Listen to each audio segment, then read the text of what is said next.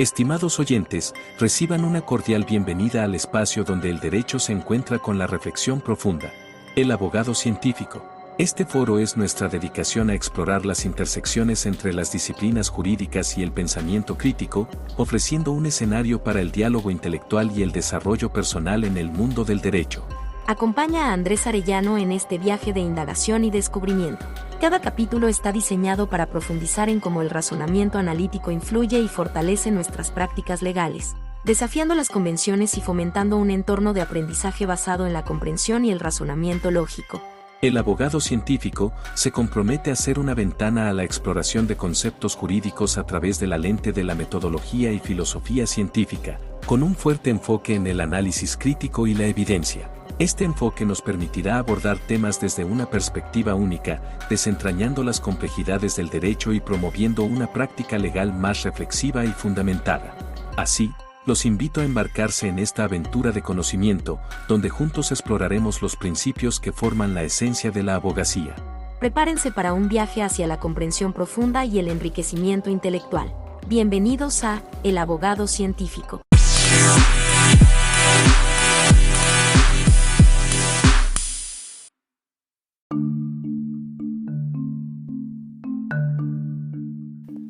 Si tú como abogado a veces no estás conforme con la forma en la que un juez, fiscal, otro abogado o teórico de la disciplina penal interpretó o definió determinada palabra o concepto, o bien crees que determinadas palabras tanto ordinarias como propias del lenguaje jurídico y de la disciplina penal no son claros, puedes acudir a la filosofía analítica y en específico a alguna de sus corrientes de pensamiento para tener lineamientos que busquen aclarar tal o cual concepto, e incluso lo anterior es aplicable si te han surgido dudas de cómo describir cierto dato de prueba o determinada situación fáctica.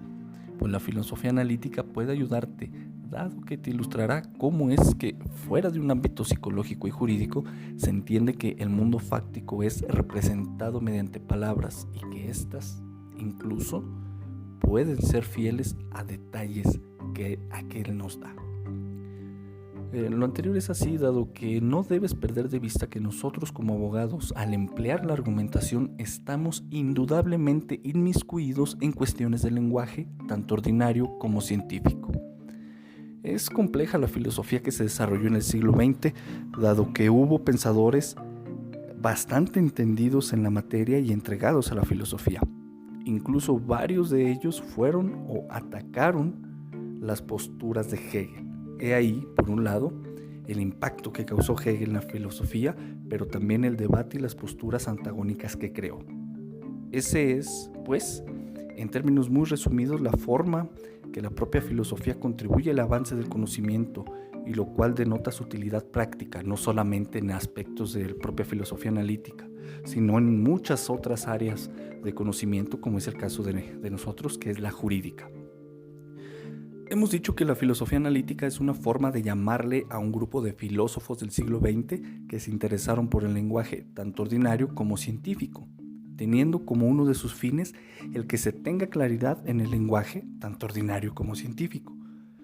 Sin embargo, tomaron como base la lógica para el análisis de este último, mientras que el lenguaje común lo analizaron desde la lingüística, cuestión pues que señala la relación entre la filosofía y el lenguaje. Hay muchos filósofos que ameritan ser nombrados y como escucharás, cada uno de ellos tenía perfiles académicos y científicos diferentes. Algunos eran físicos, otros matemáticos, otros lógicos, etc. Sin embargo, por la actitud de muchos de ellos respecto a la metafísica, es que le dieron esa otra característica a la filosofía que estamos comentando, es decir, una actitud cautelosa ante la metafísica. Sin embargo, ante esto, los filósofos analíticos veían con buenos ojos a la ciencia. Te diré en síntesis los filósofos analíticos que influyeron en el desarrollo de dicha filosofía y sus ideas principales desarrolladas. Así pues, en un primer término encontramos a Auguste Comte. Él existió de 1789 a 1857 y fue de los primeros en darle la contraria a Hegel. Es el creador de dos cosas, la sociología y el positivismo. La sociología que propuso Comte buscaba estudiar a la sociedad desde un punto de vista científico y por supuesto a llegar a conclusiones pues, que fueran generalmente aceptadas.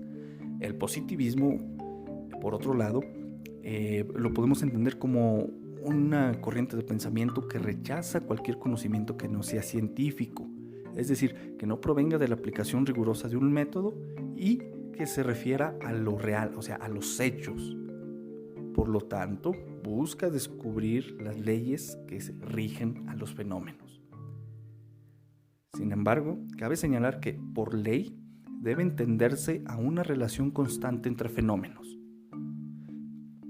Esto último, según nos dice José César Leni Navarro en su libro de Epistemología y Metodología del año 2011.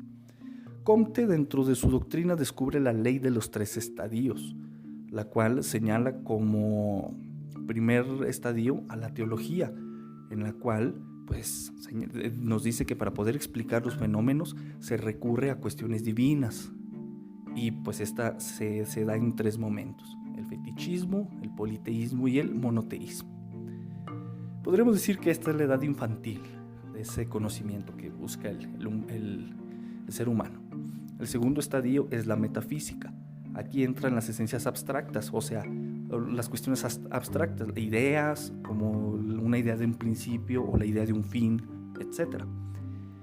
Esta podríamos catalogarla como la pubertad humana, la pubertad en el conocimiento humano. Y el tercer estadio es el positivo, en donde para explicar los fenómenos se recurre a una correlación de los mismos. Acuérdate lo que es la correlación, o sea, la búsqueda de identificación de leyes.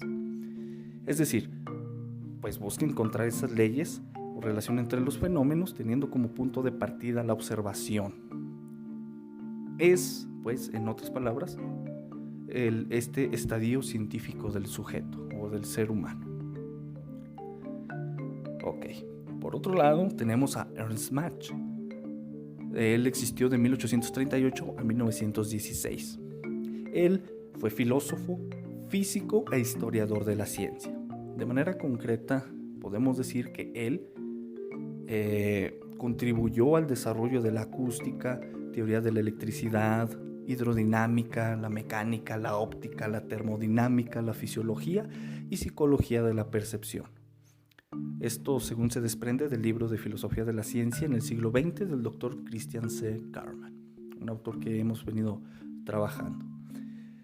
Este filósofo, Ernst Mach, fue oponente de la metafísica y fue de los precursores del positivismo lógico. Y de igual manera, pues se apoyaba en la física para señalar algunas cuestiones de la existencia o no de diversos entes que analizaban las teorías, así como la función heurística que estos entes que no tenían una existencia real, pues eran empleados en las teorías. O bueno, en esa generación de conocimiento de la que hemos estado contextualizando. No andaré mucho en este tema, sino lo que me interesa ahondar en el siguiente. Este filósofo de manera concreta postulaba lo que llamó economía del pensamiento, el cual refería que la función de la ciencia era la de descubrir y predecir, mas no de explicar. Y la función de las teorías era la mera descripción de los fenómenos. O sea, daba a las teorías también esa utilidad biológica, en el sentido de que nos ayudan a ahorrar memoria, y los conocimientos que aquellas mantenían nos vuelven más manejable nuestra vivencia con el entorno. Lo anterior en el sentido de que experimentar por nosotros esas cuestiones descriptivas de la ciencia requeriría un trabajo intelectual constante y exigente, por lo que la ciencia y las teorías, una vez que habían realizado esta acción de describir, nos ayudaba a ahorrar ese trabajo a los que empezábamos a conocerlo, y por ello, una vez que conocíamos esa teoría, pues igualmente la íbamos pasando de manera generacional. Eso era una de las cuestiones que postulaba este filósofo, esa economía del pensamiento. Hacemos una breve pausa en nuestra discusión de hoy para presentarles una herramienta indispensable, nuestro libro electrónico. Más acá de las palabras, una guía práctica para reconstruir racionalmente los argumentos de una autoridad y destruir su presunción de apego a derecho. Es un libro perfecto para abogados, estudiantes de derecho y cualquier persona apasionada por la lógica aplicada, pues otorga un arsenal de herramientas conceptuales listas para ser desplegadas.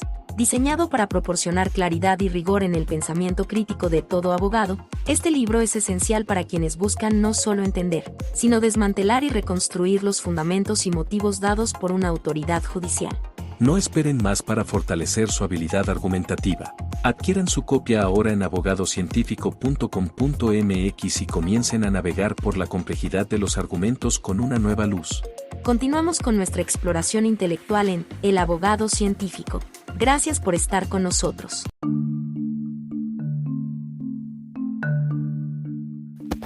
Hasta aquí el podcast de hoy. En el siguiente podcast trataré a Henri Poincaré y Pierre Duhem. Sin embargo, vamos a hablar también de Gottlob Frege, Bertrand Russell y Ludwig Wittgenstein. A partir de Frege vamos a notar un cambio en la complejidad y profundidad del pensamiento de la filosofía analítica y esta relación con el lenguaje.